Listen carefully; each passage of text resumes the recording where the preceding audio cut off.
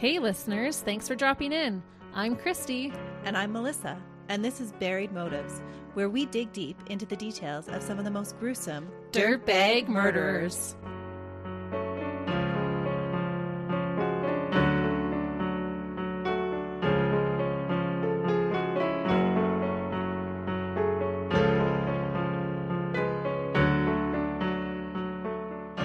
Hey listeners, Welcome back to Buried Motives. and Merry Christmas.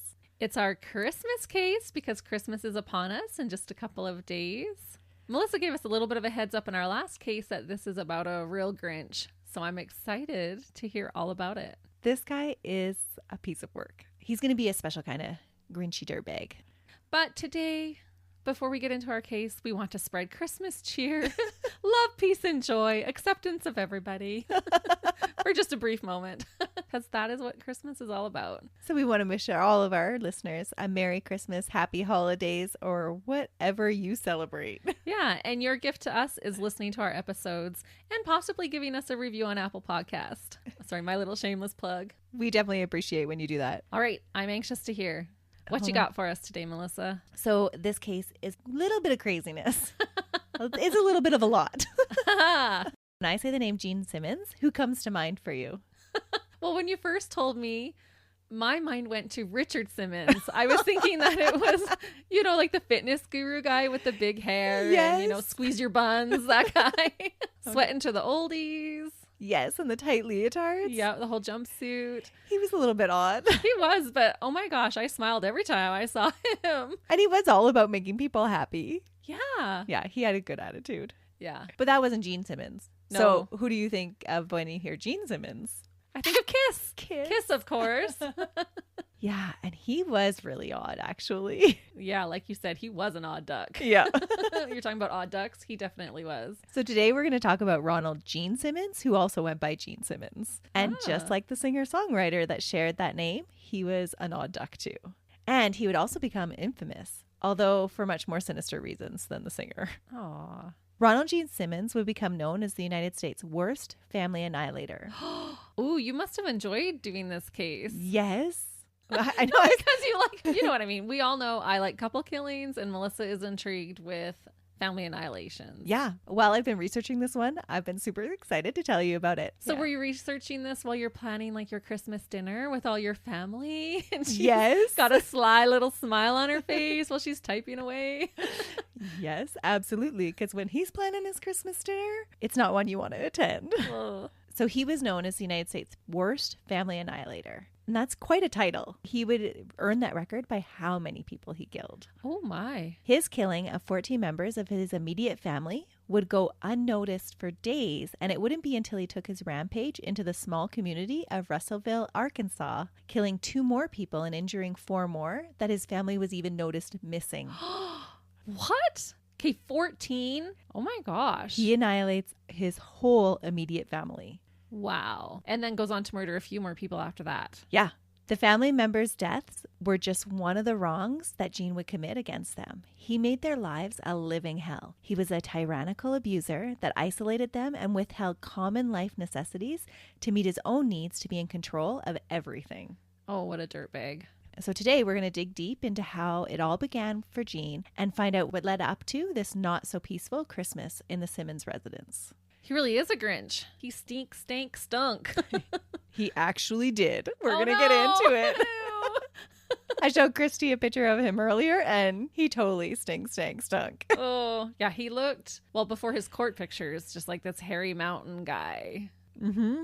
So Ronald Gene Simmons was born on July 15th, 1940 in Chicago, Illinois, to Loretta and William Simmons. Just before he turned 3, his dad died suddenly of a stroke, leaving his mother to care for him on her own in the 1940s. During this time period, a woman's position was not very stable without a husband. She would be married within a year to another man named William D. Griffin, a civil engineer for the Army. From all accounts, they had a pretty normal life with no reports of abuse ever being filed, which I thought at the time in the 40s. Yeah, it probably was never really filed. Yeah. Yeah, you kept quiet. Yeah. And everyone minded their own business. Right. So because there was no reports being filed, I don't think it necessarily means that there wasn't any abuse taking place. But it sounds like from his siblings that they lived a pretty normal childhood for the time period. Okay. Mm-hmm. So one point of potential trauma for Gene would be from William's military career. Because of his military career, the family had to move around a lot, preventing them from having any real stability or a community feeling. And for most kids, they can adjust to this kind of lifestyle, but it appears that it was particularly hard for Gene. Gene had a need for control, and these tendencies were noted from a very early age by family members. He would often break into fits of rage for not getting his way, hitting younger siblings, and manipulating his parents. His brother would describe him as a bully and a tyrant, and that he would never back down or admit that he was wrong. It's so interesting how a lot of the times when we're talking about these people after the fact, how they have such similar traits in their childhood and how you can see it in hindsight. Mm-hmm. But we are never expecting our child to turn into that type of a monster. Yeah, you would never expect that, right? But it does happen. And then looking back, you're like, oh, okay, he wasn't dealing with things in a healthy way.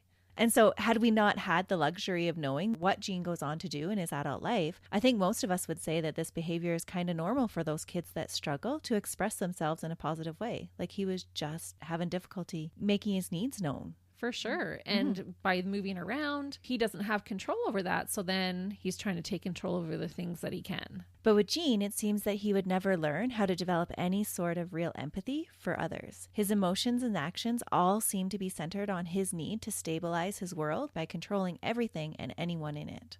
Ooh, so it sounds like he's a narcissistic psychopath. Yep.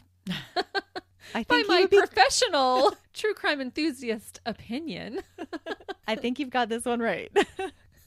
Because the family moved around a lot, he was constantly the new kid in school. Along with the difficulty he had with social interactions, he never made any real friends. In school, he got the reputation for being a bully and a troublemaker. And without staying in one place very long, the teachers never had time to really figure him out. So he never had any support or social teaching. And I don't think at the time it was actually a very common thing in those days anyway. So even if he had stayed in one place very long, who knows if someone would have actually recognized that his violent and disruptive nature stemmed from his need for control. Right. Because this would have been like the 50s that he's going to school. Yeah. And so I don't think think a lot of mental health discussion at all. No.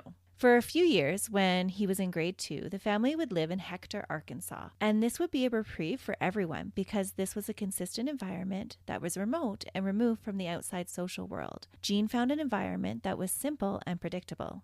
For Gene, this secluded farmhouse without running water was a paradise, and his behavior settled down for a short time. As an adult, Gene would continue to try to replicate this idyllic time in his life when he lived the simple life. So it was like a reprieve for him. Mm-hmm. Because it was so simple. It was just down to the basics. It was down to the basics. They didn't have a lot of interaction from like other people, that he was able to just kind of live his life how he wanted to. So he really is a hairy mountain man. He is. Yeah. See, I might be judgy, but I'm right on a lot of the times. So unfortunately, the family would have to move from there only a few years later, and Gene's troubles would begin again. In school, his behavior would not respond to any discipline from the school or his family, and he would eventually be expelled from public school. Wow. He was sent to Catholic school, but that only lasted a few short months there as well because his behavior was so bad. He just could not be controlled. He just kept lashing out. And it's just too bad that there was probably not the aid that we have nowadays to help this poor child. No, there wasn't. Because it sounds like he needed professional help. Yeah, I would think so. So as a last resort, his parents enrolled him in military school, desperate for something to get him to behave. And to everyone's amazement, Gene flourished. It was almost as if his difficult behaviors disappeared overnight. He didn't break under the strict order and pressure of the school's rigorous routines. He thrived. He discovered a sense of peace and purpose in the midst of the constant routine of military school. His aggressive impulses were transformed into constructive goals within the military structure, and his desire to have complete control over the environment around him became a reality. That makes sense, actually. Mm-hmm. So he just did so well in military school. It's unfortunate they couldn't have just left him there forever. Well, that's what he chooses to do as a profession. On September 15, 1957, Gene decided at the age of 17 to drop out of school and join the U.S. Navy. He was first stationed at the Naval Station Bremerton in Washington, and it was there that he would meet Bersabe Rebecca Ulibarri at a USO dance hall. Becky was a beautiful young girl, social and kind, and she was smitten with Gene. He was more serious than all the other boys, stern in a way that made him seem more like a man's man, and his social awkwardness actually made him endearing to her. The two started dating and corresponding regularly. Becky was an avid writer and made the best pen pal when Gene was away. She would refer to him as my Gene in letters and was completely smitten with him. So smitten that she didn't really recognize how his influence was affecting her. Becky's family would later say that Becky was a meek woman and was accommodating and dependent, and that was not a good combination with Gene's stern, opinionated personality. She definitely checked off all Gene's needs, but her needs would rarely be taken into account. Gene would use Becky's nature against her to fulfill his need for control. Oh, yeah. This sounds like a recipe for disaster. Mm-hmm. He's so controlling and she's so meek and submissive, wanting to please. Yep. Oh, yeah. I can totally see him, even if it's subconsciously, choosing her because he knows he can control her and take advantage. Well, she would be just that much more appealing to him, right? Yeah. Oh, no.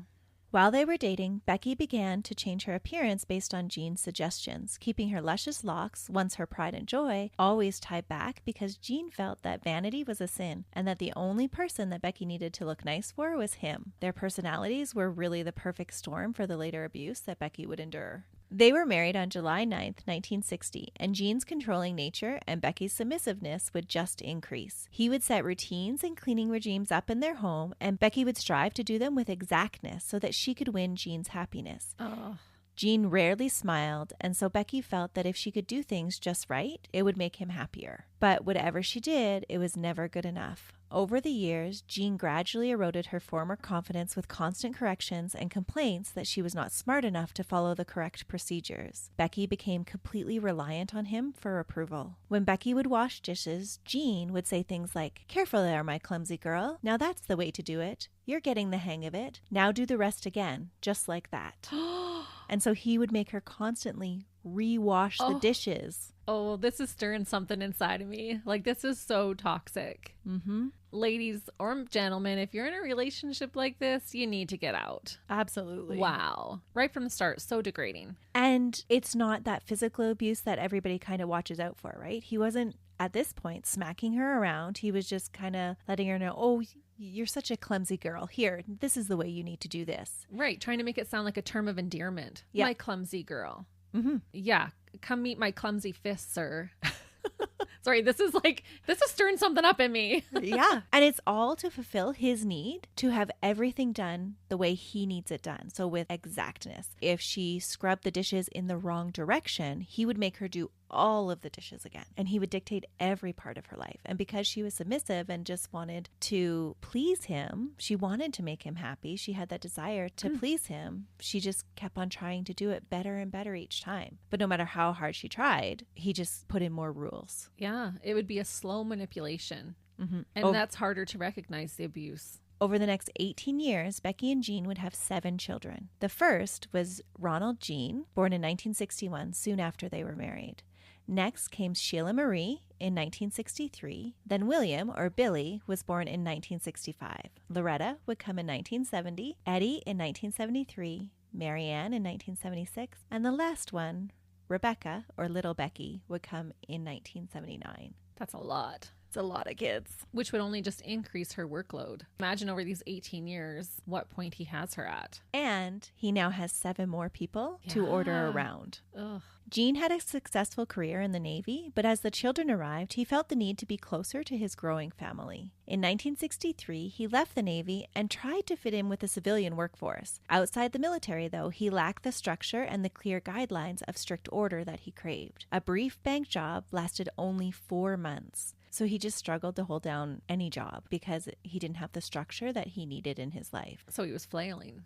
Yeah, he tried to make up for it at home by making the regiments and the cleaning schedules, but it still wasn't meeting that niche. Within 2 years of leaving the Navy, he had re-enlisted, but this time he enlisted with the Air Force. Over the next 22 years, he was awarded the Bronze Star, the Republic of Vietnam Cross for his service as an airman, and the Air Force Ribbon of Excellence in Marksmanship. Wow. While stationed in Vietnam, he was transferred to the Office of Special Investigations, and this particular appointment was perfect for Gene's ego. It made him feel like he knew more than everyone else. And when Gene retired on November 30th in 1979, he held the rank of Master Sergeant. His compulsive personality in the military setting earned him respect because he was the model of efficiency and proper protocol. Oh, I bet. So he just thrived in this military setting. When he was at home, Gene expected the same sort of efficiency, though. And can you imagine that? No. With 7 kids trying to maintain that? When you're talking about the dates, he retired soon after little Becky was born, their last child.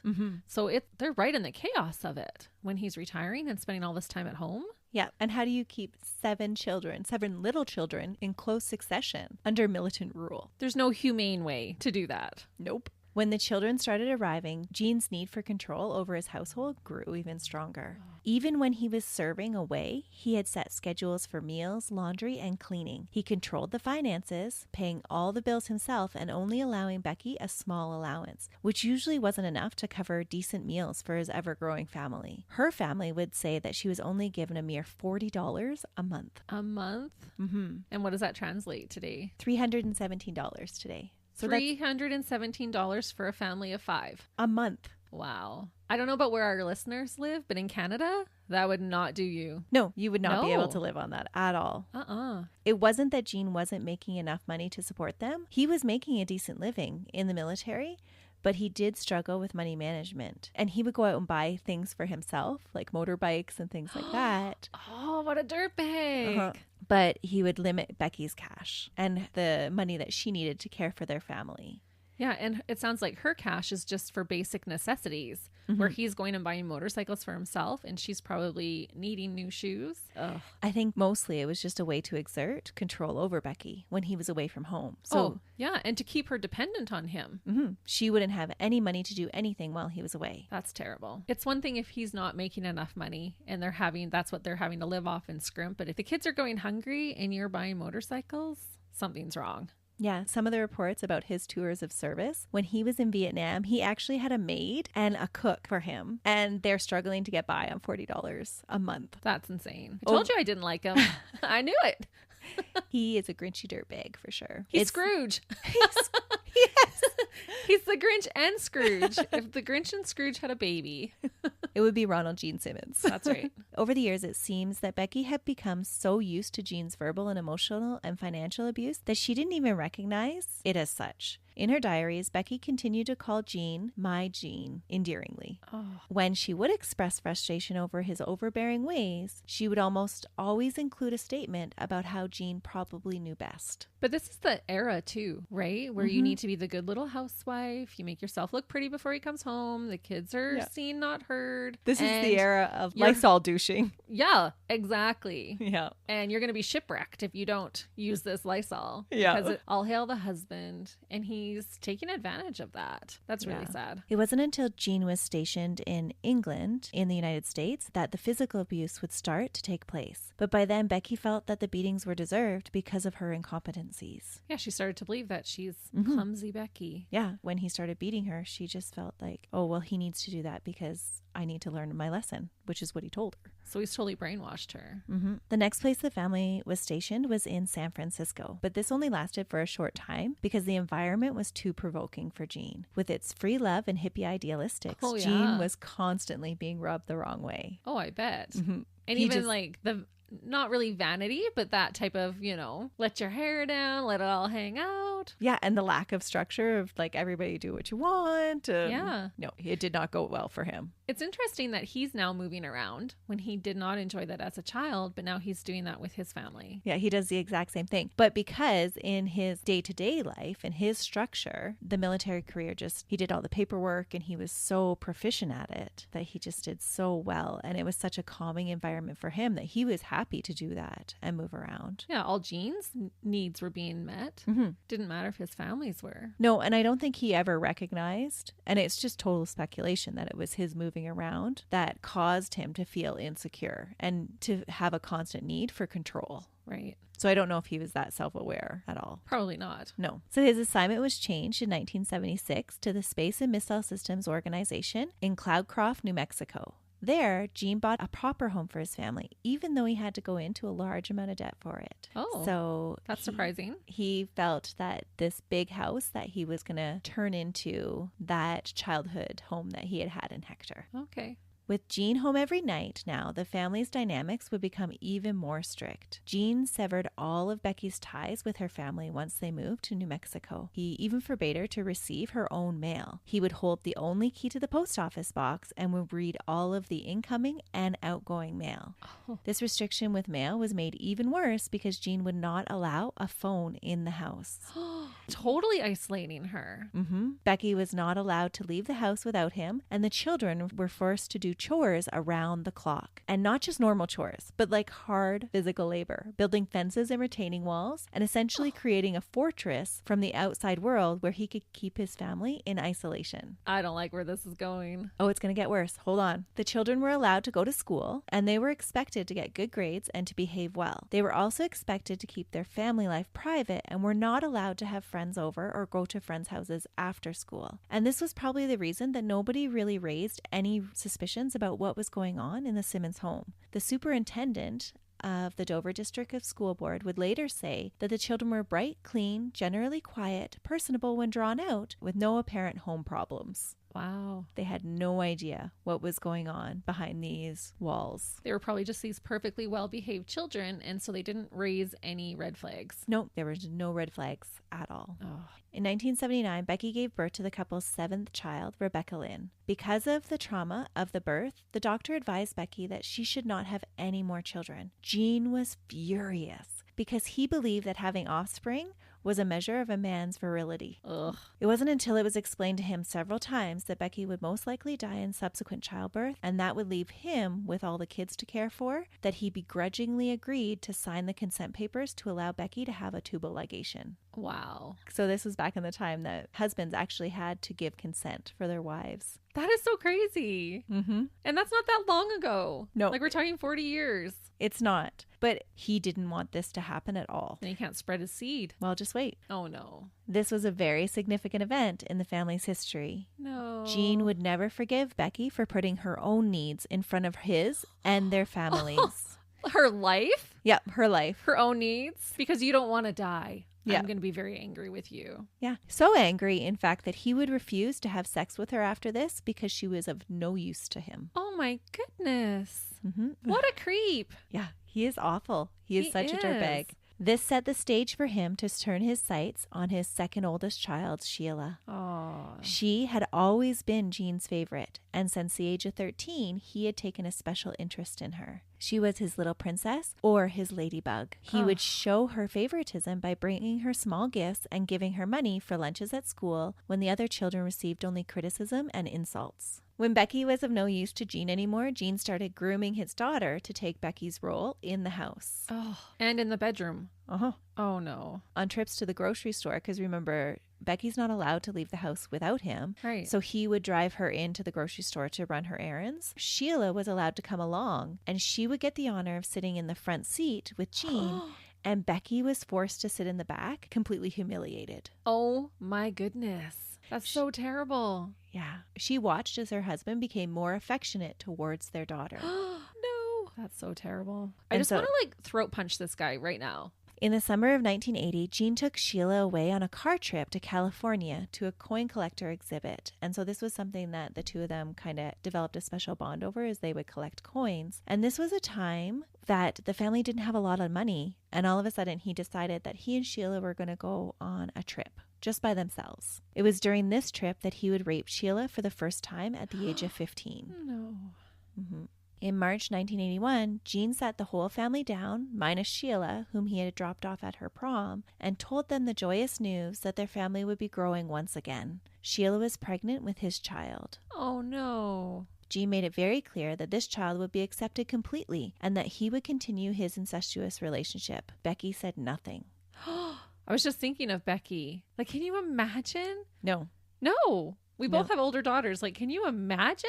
And it wasn't that he just raped his daughter. He actually was setting her up to take over the family. Yeah. Mm-hmm. Becky, after this, dropped into a deep depression Oh, for sure. and just didn't say anything at all. And she just felt probably so helpless. Mm-hmm.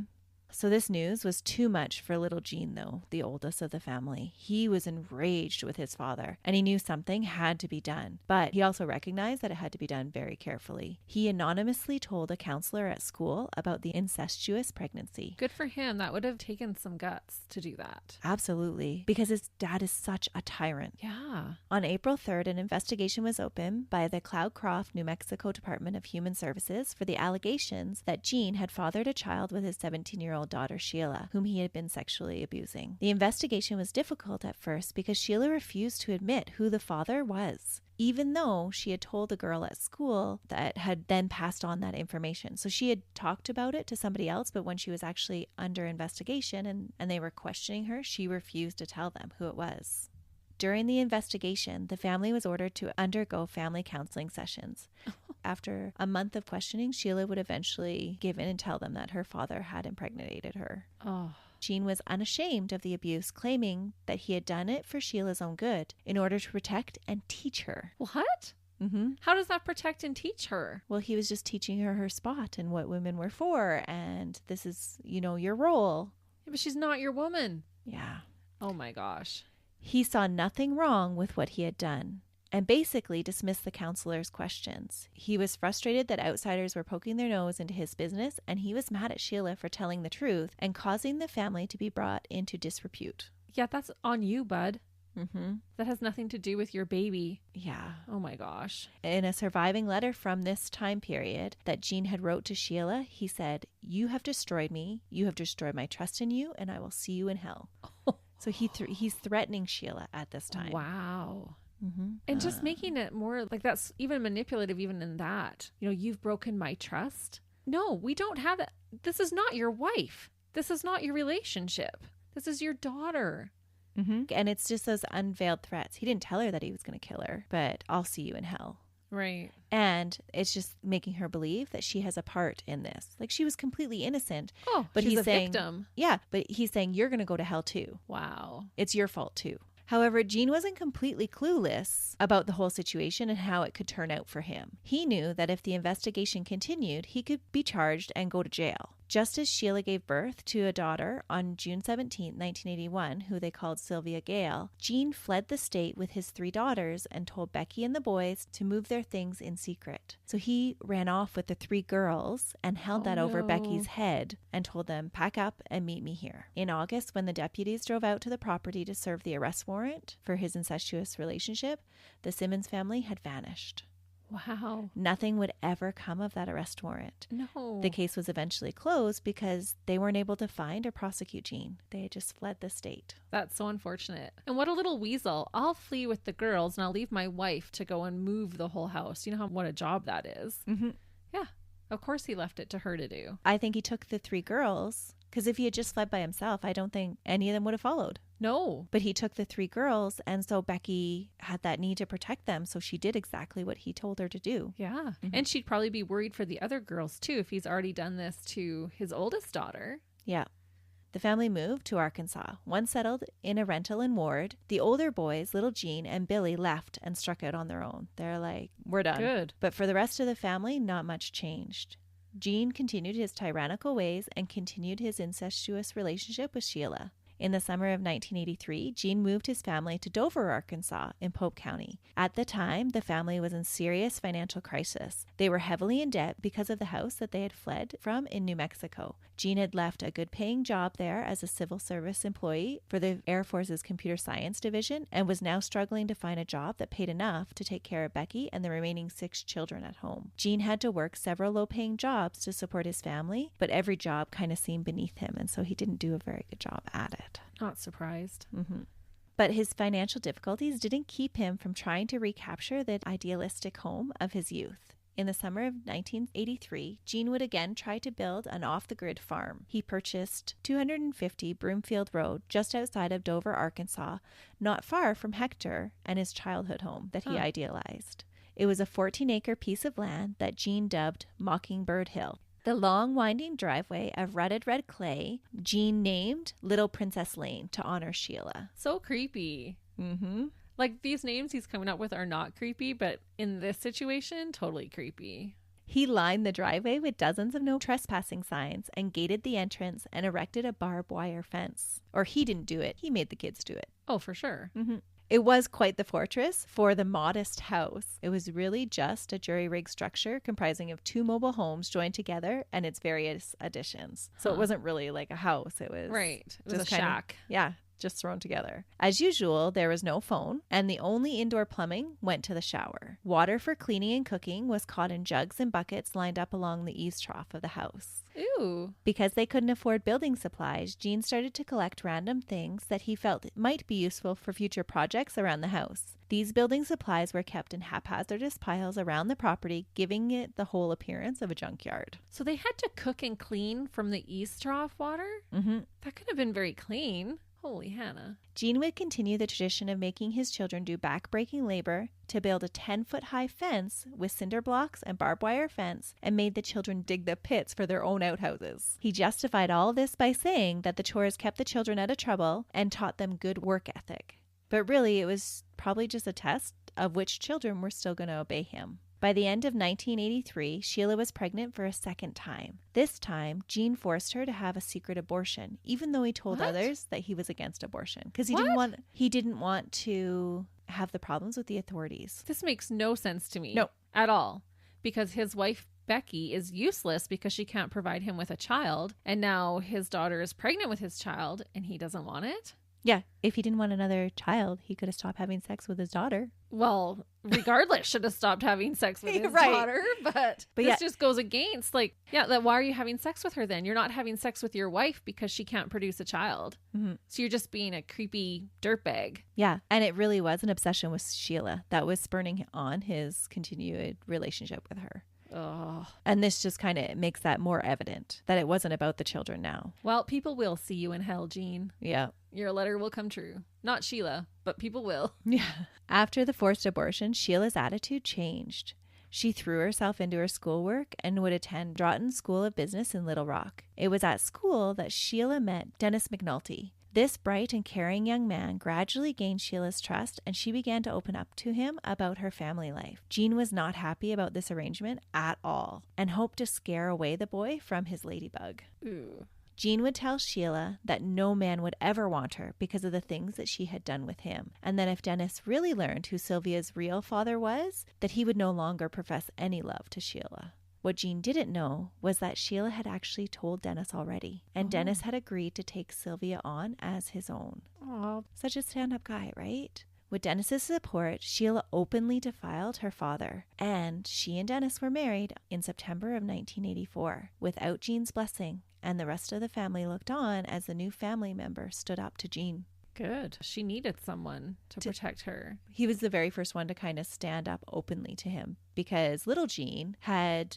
turned him in, but he had done it anonymously. So they never knew where that report came from. But this is the first guy that actually stood up and said, what you're doing is wrong. And I bet that went over well. Oh, no, not well at all. After Sheila's marriage, that Gene viewed as a betrayal, he fell into a depressive state, caring even less about his appearance than before, and became even more recluse, even to his family. He expressed his anger and hurt that he felt towards Sheila in audio tapes and letters that he would send her. And these disturbing tapes would just prove the extent of his obsession with Sheila. Oh. For a brief time, Gene would try to substitute the obsession he felt for Sheila onto Loretta, his second oldest daughter. But his advances were met with a much more independent personality. Loretta shut down his advances and avoided him completely. Oh, yeah. Can you imagine the terror living with that? Nope. No, you would want to stay far away from Dad. But by all accounts, Loretta was a little bit of a firecracker. She was sarcastic and she would kind of talk back to her dad. Good. And so when he started to come at her, she was not having any of it. After his failed attempts to seduce his second daughter, he would turn his attention to Kathy Kendrick, a 25-year-old that he worked with. She too would spurn his advances. He was a creepy, old, unkempt, balding man with a long gray beard and the worst personality. So not a big shock that she wasn't turned on by this married man. Yeah, and he's washing in dirty water. Yeah. See, stink, stank, stunk. Ooh. When he would not take no for an answer, she went to her boss and he was fired for inappropriate behavior. Wow. Mm-hmm. So this is new for him. Women actually standing up to him?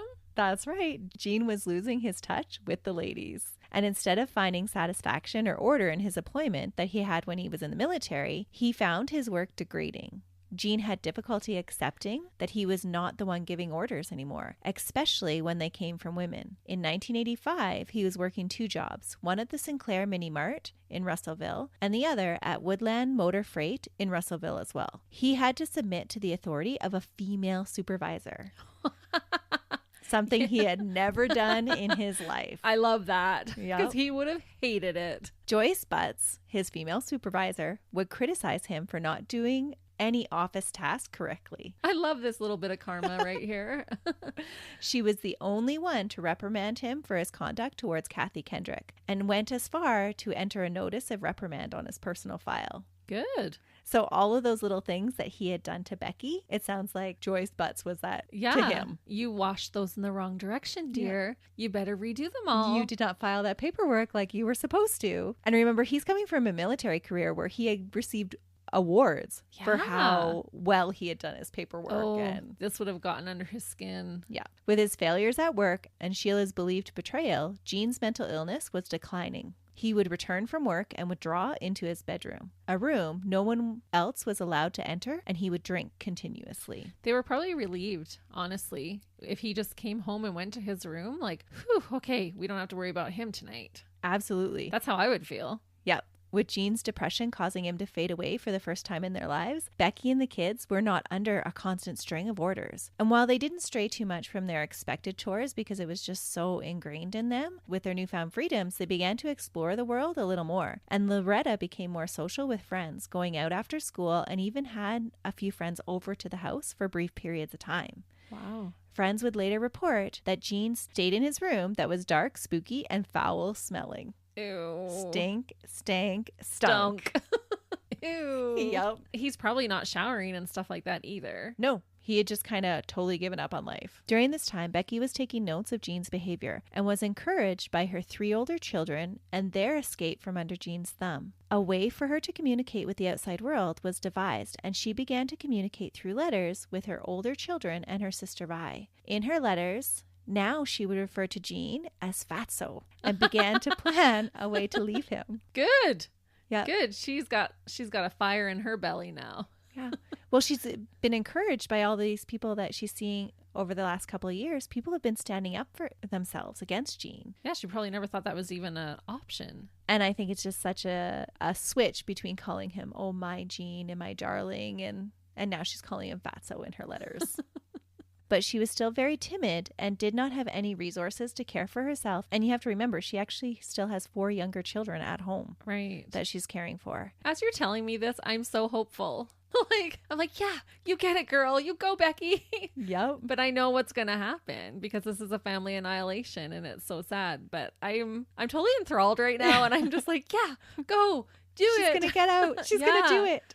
Yeah. In her letters, she would go back and forth between the courage to leave and the reality of having to be independent. And so she was this person that was pretty introspective. The main motivating factor seemed to be that Gene had refused to let her see her older children that he felt had betrayed him by leaving. And that meant she could not see her grandchildren. Oh, because they've all moved on now and started having children. Families. Yeah. And so she wasn't able to see her grandchildren as much as she wanted. This lack of connection was encouraging her to leave Gene. So it seemed to be her main driving factor of like, no, I want to see my grandchildren. Well, she's so caring and all about her family. What she wanted was a Christmas that they could all spend together. Like that, as a mom, that's what she wanted, was all of her children under one household with all of her grandkids. Oh, for sure. Even with my daughter just in university, when she gets to come home, she's here for Christmas. It's the best. In a letter to Billy, her second oldest son, she wrote, I am a prisoner here, and the kids too.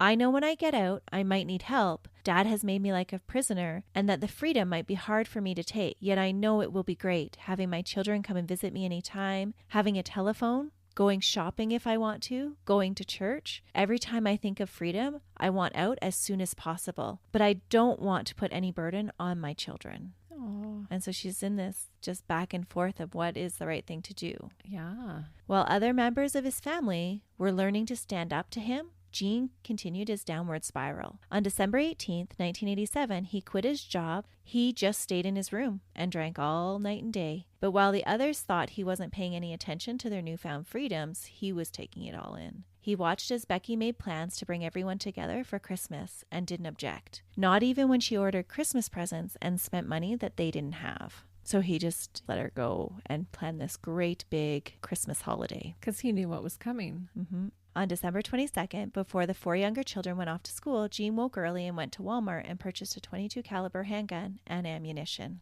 When he returned home, the children had caught the school bus. He entered the home and went to the bedroom where Gene Jr. was staying. Gene Jr., 26 at the time, had come home early with his 3-year-old daughter, Barbara, earlier than the others because he was having some relationship issues with the little girl's mother. Aww. So they kind of separated, and it sounds like from the letters that Becky was writing to her children that they were trying to work it out. So they were just staying with them for a short time. Right. Becky and Barbara were sharing another room with the other children farther down the hall. He bludgeoned Gene Jr. with a crowbar to the point where he could no longer fight back. And then he beat Becky the same way. He just went berserk. So he started with his oldest son and then his wife. Mm-hmm. When he had spent all of his rage turning their bodies into a bloody pulp, he shot them for good measure.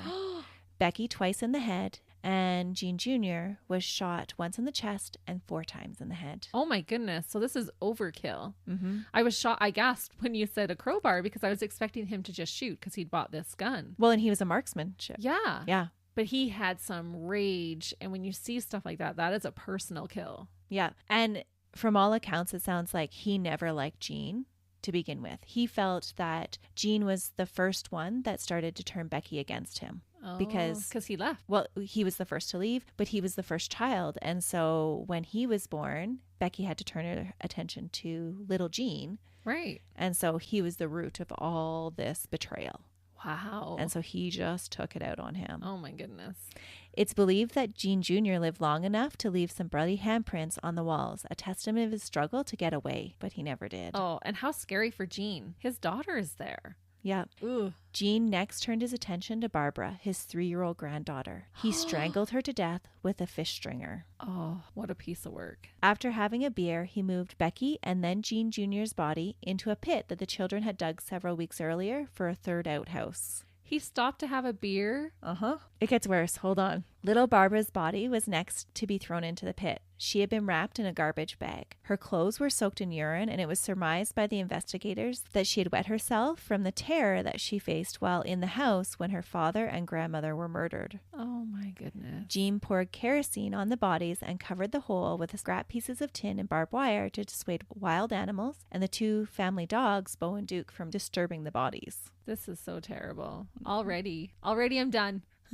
You're only at 3 people. I know. Oh. He went back inside to wait for the rest of his children to arrive. While he waited, he attempted to clean up some of the blood. He mopped the floors and opened the windows to air out the smell. He claimed that performing the mindless task to put things in order again calmed him. Well, yeah, because he's such a control freak. Later that day, the bus dropped off the 4 youngest Simmons children for Christmas break. Loretta, 17, Eddie, 14, Marianne, 11, and little Becky, 8, were told by their father that he had an early Christmas present for each of them, but that it was to be given to them individually. Loretta was the first to receive her gift. Her father invited her to view her present, using it as a guise to get her in closer to him. Gene strangled her and then, for good measure, held her head in a water barrel to make sure that she was dead. Eddie and Marianne received the same treatment. There was some discrepancy if Rebecca was drowned as well or just garroted. Oh. All 4 children's bodies were added on top of the others in the outhouse pit and covered with kerosene as well. This is a special kind of evil. Oh my goodness. To tell your children, I have a special gift for you when you get home from school. Mm-hmm. And little do they know that that special gift is murdering them. Yep. I'm going to murder you and throw your body in a pile on top of your family members. In an outhouse. That's even worse than the garbage, I think. So gross. For the next few days, Gene passed the time drinking and watching TV, biding his time until the rest of his family showed up to celebrate Christmas. Oh, yeah. Oh my goodness. On December 26th, 4 days later, Gene's 3rd oldest, Billy, who was 22, his wife Renata, 21, and their 20-month-old infant son, Trey, were the first to arrive to Mockingbird Hill. Police would find Billy and Renata's body in the dining room lined in a row, covered with their coats. Both had been shot with a .22 caliber handgun. Renata had been shot 5 times in the head and twice in the neck. Whoa. Trey's body would be found wrapped in plastic in one of the abandoned cars in the yard, and his cause of death was drowning. What is he thinking? I don't know. I don't understand why he does this, but he does this with another grandchild as well. So Sheila, now 24, and Dennis were the last to arrive. They brought with them their 2 children, Sylvia, 6, and Michael, 21 months. It was assumed that Sheila was the first to enter the house and would get as far as the Christmas tree before she was shot. She probably was going to go put down gifts. Jean would later cover her body with Becky's best tablecloth. Because she was his ladybug. Yeah, she was special. Dennis was shot and killed in the front entrance of the home and placed in the row of bodies in the dining room. Sylvia and Michael were both strangled. The toddler Michael would also be drowned just like the other children, but his body would be wrapped in a garbage bag and placed in another junk car in the property. That's so terrible. Mm-hmm. Oh my gosh. I can't even imagine this taking place. It's so bizarre. How have I not heard of this case? The way he separates the bodies of which ones go in the pit and which ones get to stay in the house and which ones get discarded into abandoned cars is so bizarre to me. Yeah. Well, has even met the ones in the cars? Like they probably meant nothing to him. No, I wonder if it was like, oh, these aren't my offspring, so they don't get to come in my house. Yeah, they're not my seed. Yeah, because everybody else is his seed, except for the in-laws, though. They stay there. They stay in the house. So I really don't understand why the 2 babies got put in the cars. Or maybe he couldn't look at them because he keeps them in the house with him for several days afterwards. The ones that are left in the house? Yeah. Huh. Well, and the ones in the cars, they're just like, they're under 2. Yeah, they're just so babies. Maybe it was because of that. Maybe he did feel remorse over those babies. I don't know. But the youngest ones he did remove from the house and he put them in the trunks of abandoned cars that were like in this junkyard. Not even in the same car together. No. Oh. Later that day, Gene drove into Russellville, where he stopped at a Sears department store and bizarrely picked up some pre-ordered Christmas gifts. Stuff that Becky had ordered. Yeah, but it hadn't got there before Christmas. And so he went and picked them up.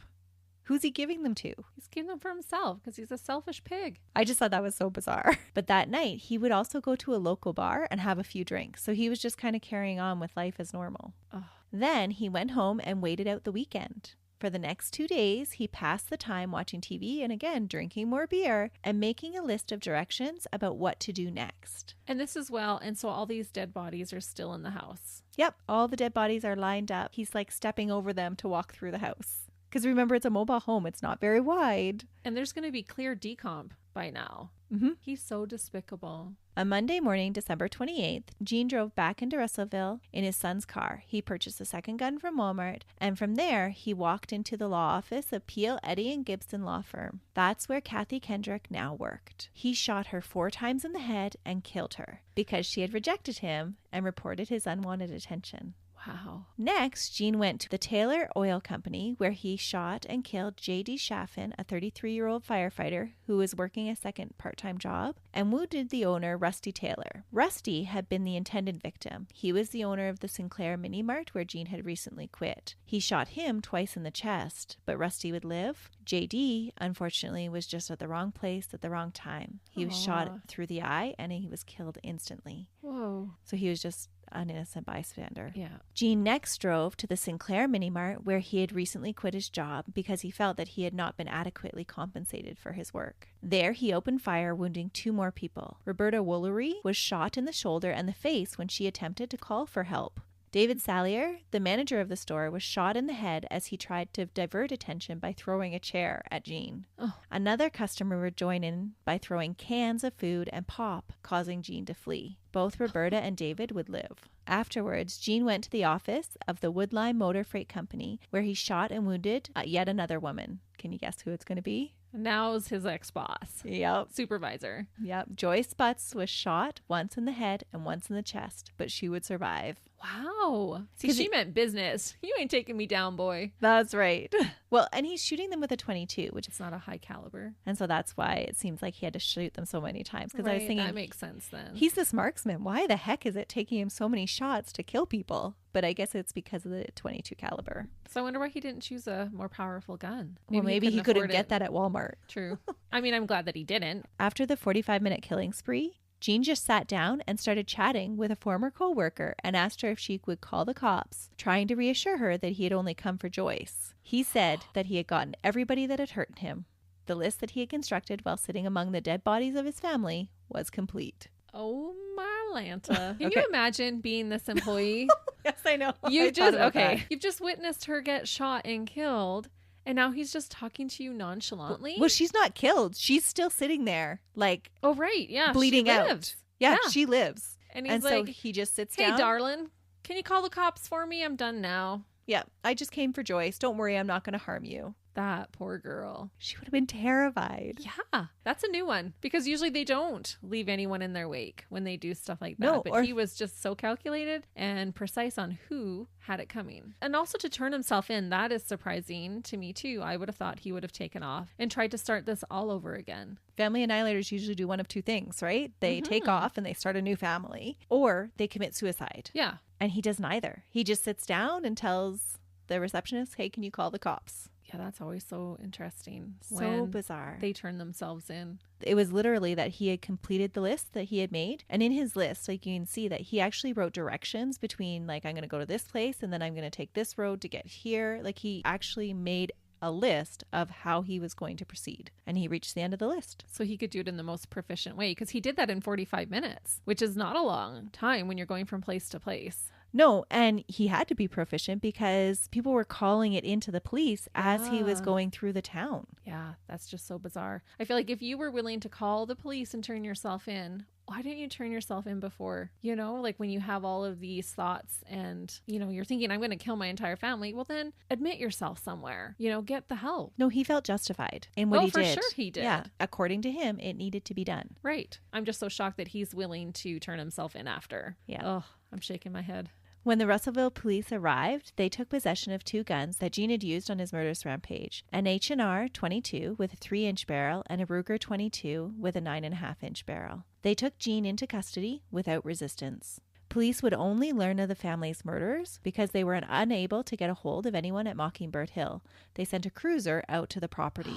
Can you imagine finding that? No. The scene that met them was one never to be forgotten. It was made even more gruesome because of the dried blood spatter, and the accumulated blood was all lit up with the glow of the Christmas tree lights. No. It would take police until the next day to find all the bodies hidden at Mockingbird Hill. Oh my gosh. If you guys could see my face right now.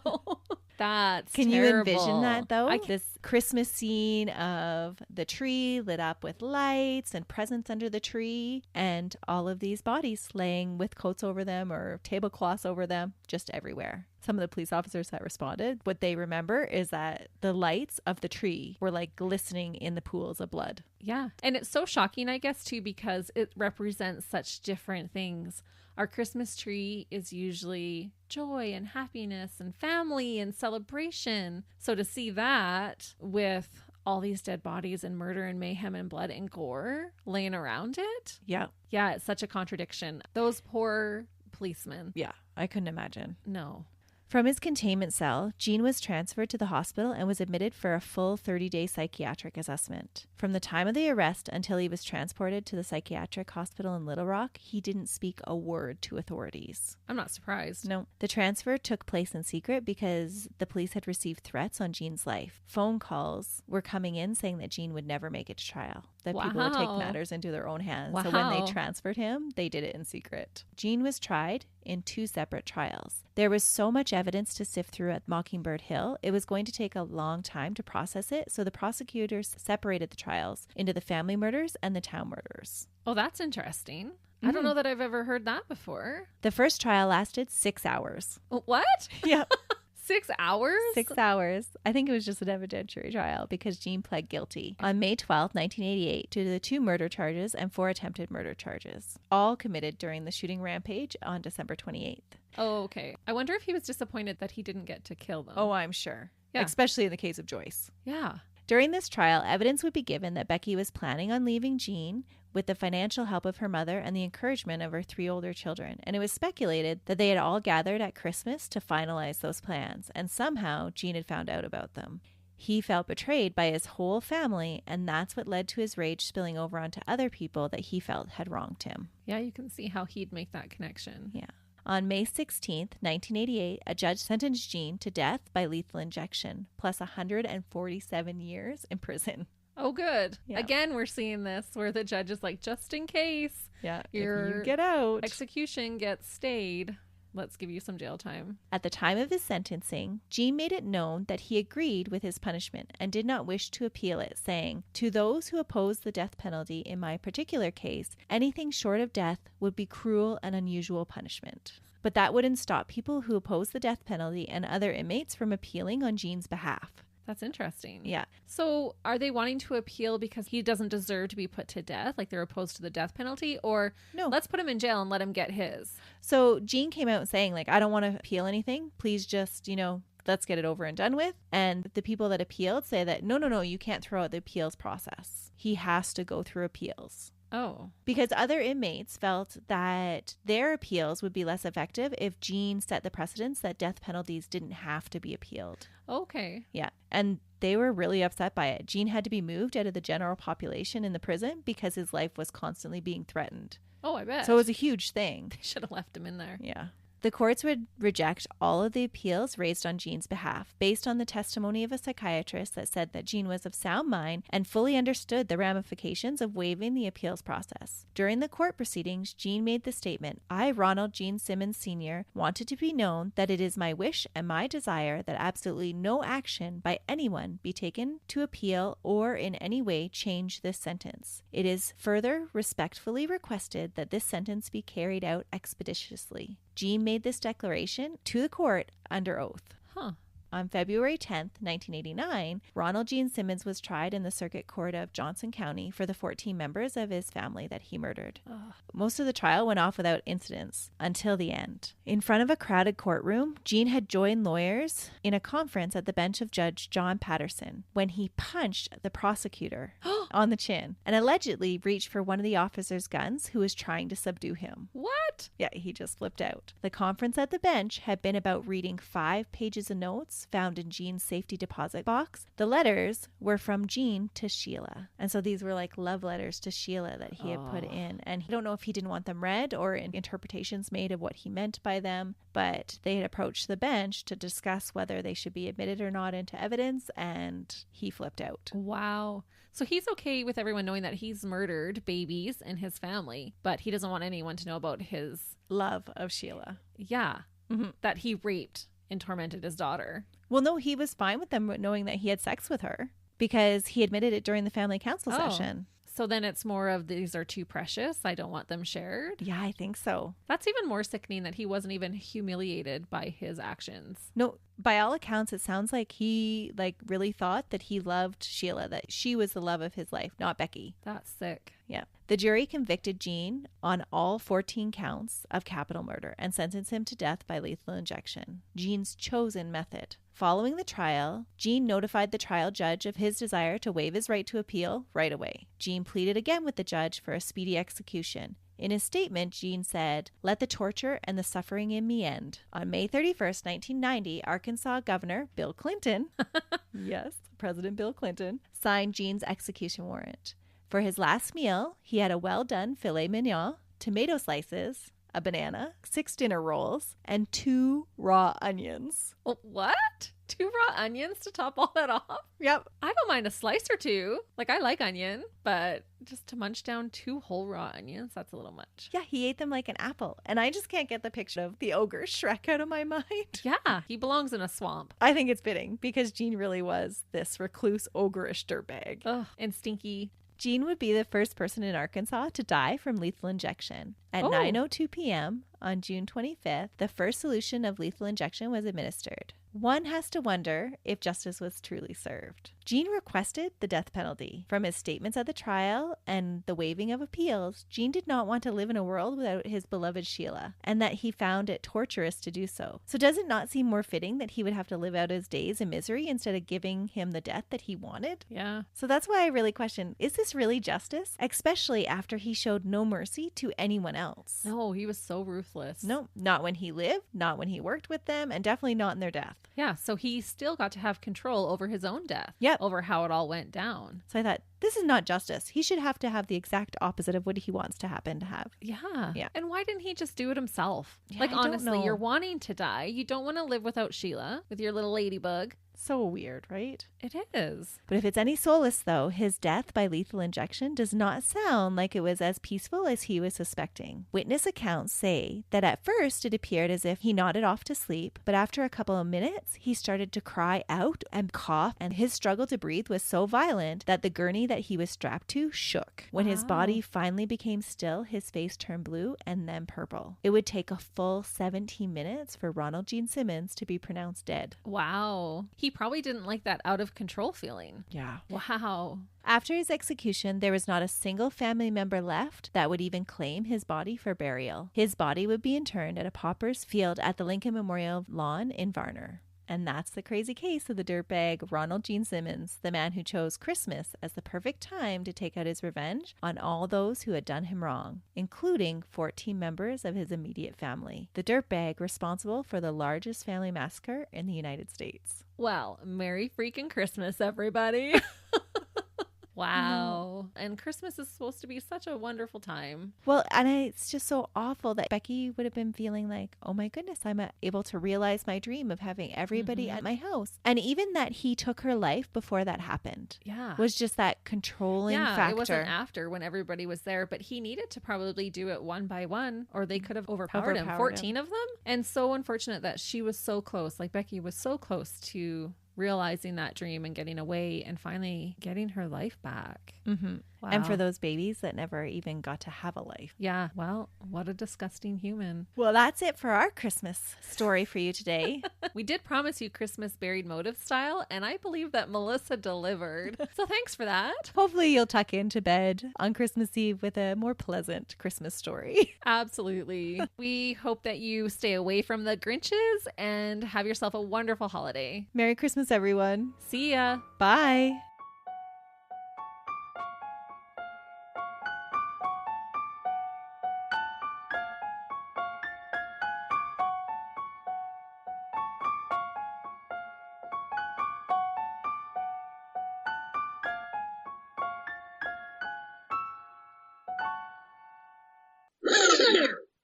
We're live here at Buried Motives. Welcome back for another episode. Well, we're not live, so I shouldn't say that. Yeah. And I didn't even You catch can't put on. that I was in. like, yeah, here we go. You're like, oh, this is our intro now. And made the best pen, Paul. Who? She's pinning Paul? The long winding driveway with rutted red clay that was the long winding driveway that was rutted. The long running driveway. Oh. How long of a running It was driveway really, really was long. it? I'm going to tell you about it like 6 times. Anything to make Christy laugh. It took me like 5 minutes before to stumble over one sentence. And then I'm on a roll and the stupid train goes. Chocolate break. Okay, who's opposing this? Honestly. I don't think they should have gave him the death penalty. No, because that's what he wanted. Lock him up in solitary confinement and Yeah, let him think about what he's done. Give him the longest time out ever. feed him raw onions for the rest of his life. No, he'd like that. Cook them. Whatever you can buy for $40 a month, that's what he gets to eat. Yeah. Yeah, I got nothing.